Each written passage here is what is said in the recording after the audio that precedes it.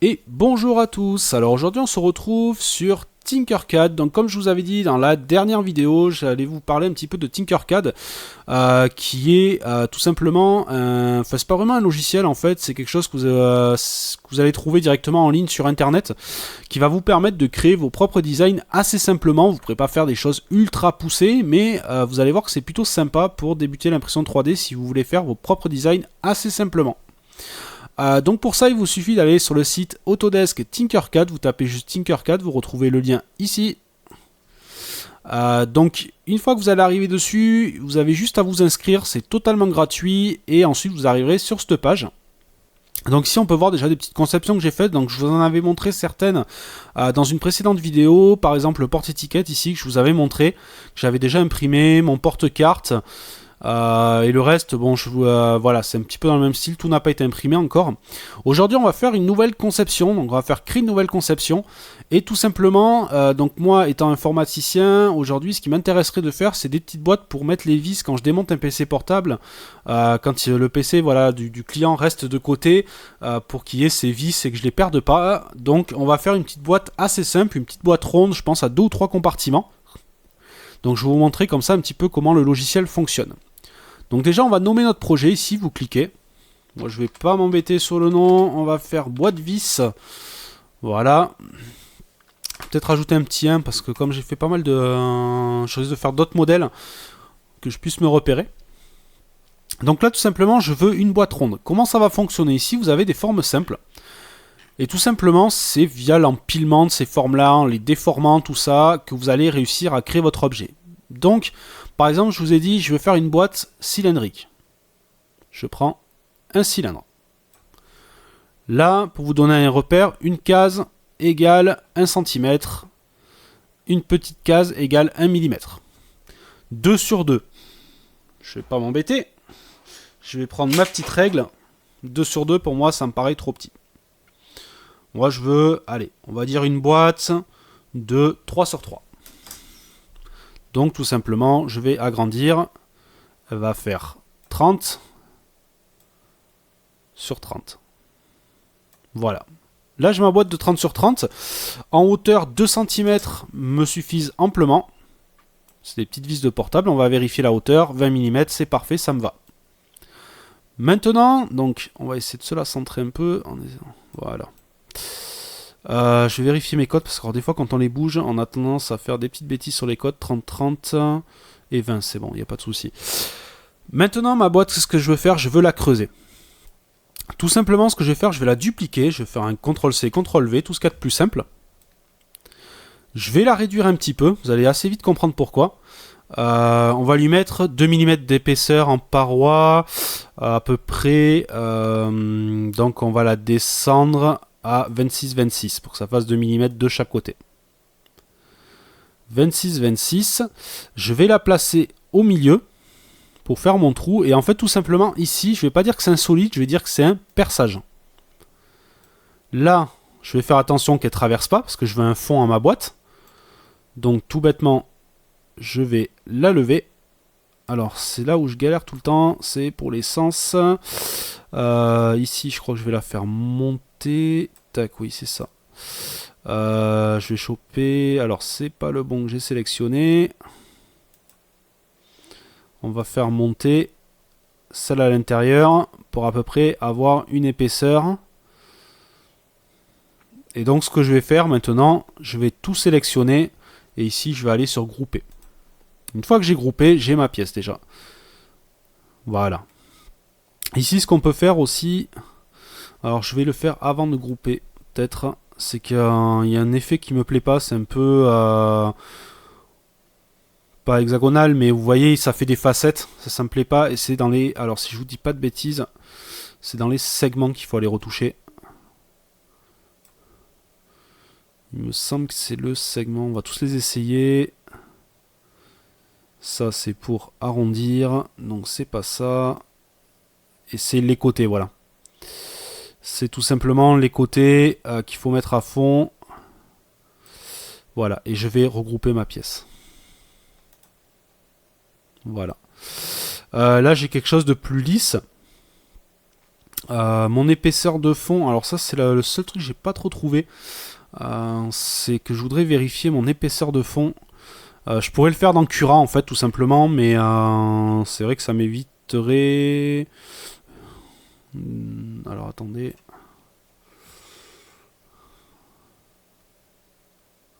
Non, là, comme ça, je crois que je peux pas le vérifier. Donc, ma boîte, pour l'instant, on va la dire qu'elle est comme ça. Et je vais lui faire... Alors, deux solutions. Soit je la compartimente en 4 ou en 2. Tout simplement en faisant une croix. Soit je peux la faire en 3 en venant inclure des triangles dedans. Je pense, moi, qu'on va faire un compartiment en 2. Ça devrait suffire. Pour ça, on va pas s'embêter, on va prendre un cube qu'on va déformer. Voilà, on va lui mettre en épaisseur 2 mm, c'est largement assez, c'est même assez épais, j'ai envie de dire. Et on va venir tout simplement le placer ici. Voilà. Et on va vérifier. Alors, on va essayer d'éviter qu'il ressorte parce qu'il peut... Du coup, nous recréer une facette, ce qu'on a voulu supprimer tout à l'heure, ça serait dommage. Voilà. Là, on est pas mal. Il dépasse pas. Tac. Il dépasse pas en haut. Là, voilà, j'ai créé ma séparation. Je vais grouper. Donc, tout simplement, c'est ça. Vous mettez, vous empilez vos pièces, vous les déformez, et vous faites ça, tout simplement. Soit vous les mettez quand vous la choisissez en disant que c'est un solide, donc une pièce comme je viens de faire que je veux rajouter. Soit si je veux percer dedans, par exemple, je veux faire une boîte, je vais reprendre le même cube, que je vais, donc par exemple ici, ma boîte,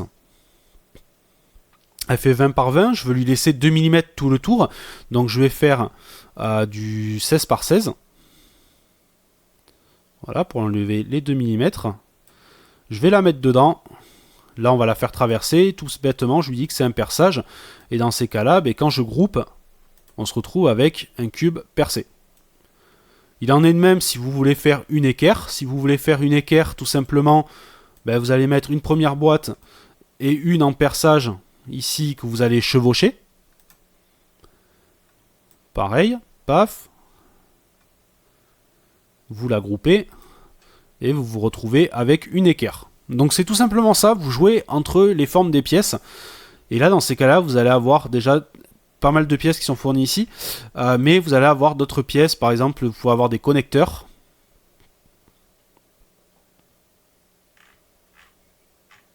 Alors, hop, ça arrive. Connecteurs, par exemple, si vous voulez faire des pieds de caméra qui sont orientables ou autres. Voilà, des billes comme ça. Vous pouvez faire donc des connecteurs avec donc, la douille qui va autour, qui va venir englober. Vous avez voilà, pas mal de choses qui sont possibles que vous pouvez modéliser. Et après, vous allez avoir aussi tout simplement des pièces que les gens ont fait, qui vont vous proposer. Vous allez pouvoir déjà vous un petit peu vous dépatouiller avec tout ça. Ici vous voyez déjà des boîtes avec côté arrondi, voilà, tuyaux coudés, vous allez trouver pas mal de pièces, tout ça là vous allez pouvoir les utiliser de la même manière. Voilà, celle-là elle est déjà, vous voyez, elle est déjà toute prête. Vous pouvez lui poser un cube, vous allez raplatir pour lui faire une base. Celle-là, vous la déformez comme vous voulez, vous la rebougez. Par exemple, vous voulez lui enlever un angle. Bon, là, je fais n'importe quoi, c'est juste pour vous montrer, mais vous voulez lui enlever ici un bout, vous allez dire que c'est un perçage. Vous groupez le tout.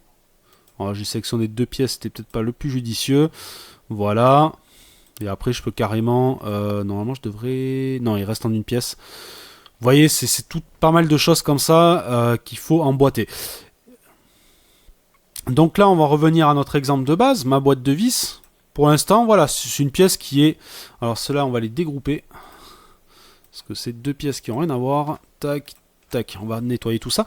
On se retrouve avec la boîte de vis, donc là toute simple, une petite boîte où je range mes vis en 2 compartiments. Je pourrais choisir aussi de lui faire un couvercle en posant une plaque par-dessus et en lui faisant 2 petites descentes pour que ça vienne se coincer. Mais bon, là j'en ai pas l'utilité. Et ma petite boîte à vis tout simplement, une fois que c'est fait, donc on avait vu la dernière fois Cura, donc on va se le faire en direct, c'est que je vais exporter mon fichier une fois qu'il est fini. Je vais dire que je le veux en STL, parce que pour Cura, le mieux c'est d'avoir du STL. Et maintenant, on va l'ouvrir dans Cura.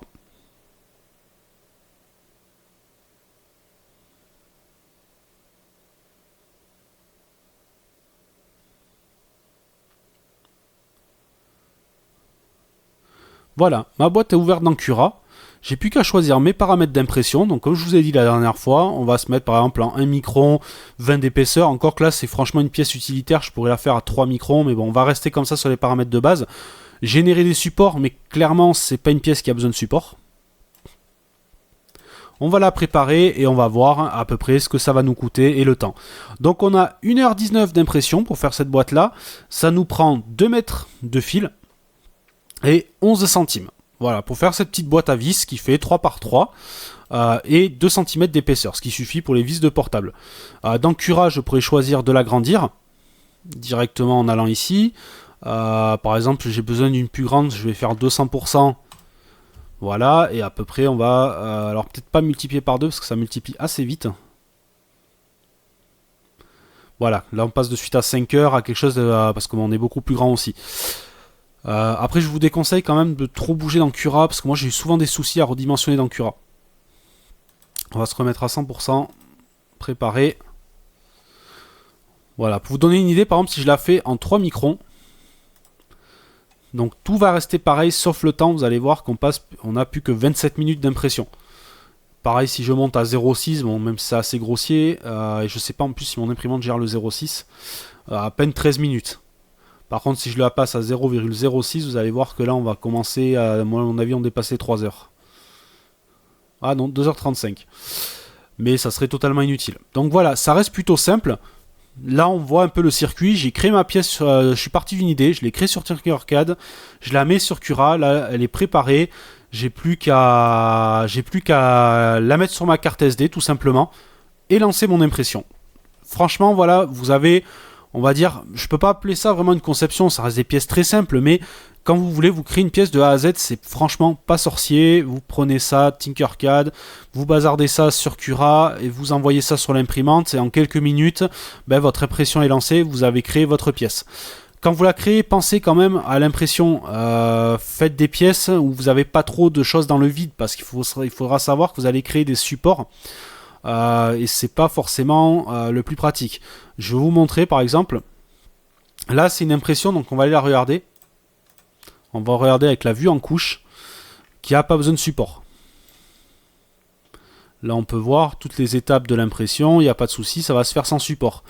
En revanche, par exemple, si j'avais pris cette pièce-là et on va la faire pivoter, on va la faire à l'envers.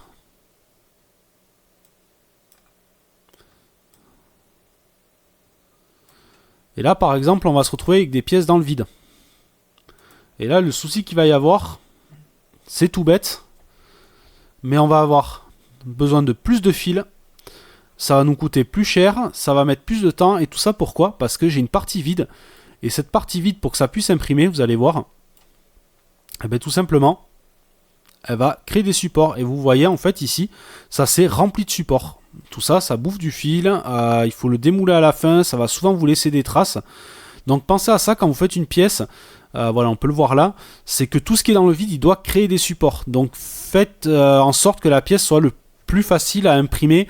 Après, placez-la dans Cura dans le meilleur sens. Donc ici, forcément, c'est logique, on va la faire dans l'autre sens pour que ça le fasse en montant et qu'on n'ait pas de support. Donc faites attention un petit peu à tout ça. On va revenir sur Tinkercad. Donc moi, je vais en rester là à peu près sur Tinkercad. Je trouve qu'il n'y a pas forcément besoin d'en voir plus. Après, vous avez des petites pièces sympas, vous voyez, des hand spinners, tout ça. Ici, un texte, par exemple, un texte en anneau. Un texte en anneau, on va l'appeler YouTube. Voilà, on va le redimensionner. On va essayer de lui garder un petit peu, tac, sa forme.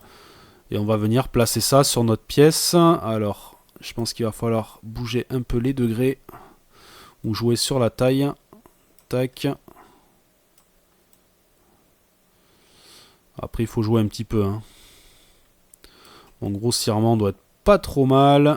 Voilà, on a fait un petit YouTube en relief. Bon, même s'il n'est pas parfaitement placé. Même si le relief, franchement, je vous le déconseille. Donc pareil, vous mettez la pièce en perçage et vous l'enfoncez. Ici, par exemple, c'est ce qu'on va faire. Parce que le YouTube comme ça, c'est peut-être pas le top. Alors, je vais voir si j'arrive. Tac. Il faudrait que j'arrive à l'enfoncer. J'ai peut-être pas la bonne courbure.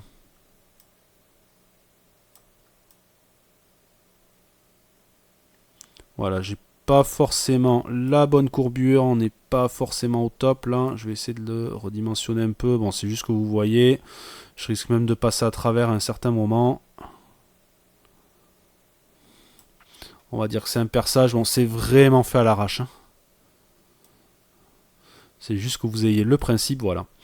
On va voir grossièrement, on va grouper. Je pense pas que je sois bon partout. Et tout simplement, voilà, ici on a créé un YouTube creusé dans la pièce.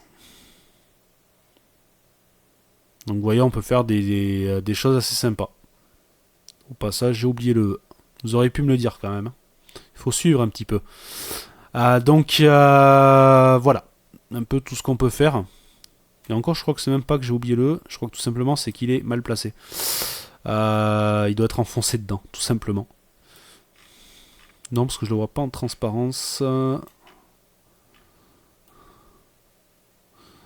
Alors voyons si on peut voir l'épaisseur, comme je disais au début de la vidéo, comme ça. Ouais, on peut avoir une idée là, j'ai à peu près l'épaisseur. On peut avoir une idée. Après, on peut le savoir dans Cura. Donc voilà, on va s'arrêter là pour cette vidéo-là. Voilà, comment utiliser simplement Tinkercad. Bon, il y a pas mal d'autres fonctions, mais là, on va rester vraiment dans le simple. Il faut savoir que vous avez différents modes de conception, mode brique, le mode un peu à la Minecraft, et carrément le mode codage. Donc là, je crois que ça, je peux pas l'avoir comme ça. Mais voilà, vous avez différentes choses qui sont possibles. Voilà, comme d'habitude, si vous avez des questions, c'est dans les commentaires. Et quant à moi, je vous dis à une prochaine vidéo. Allez, ciao ciao.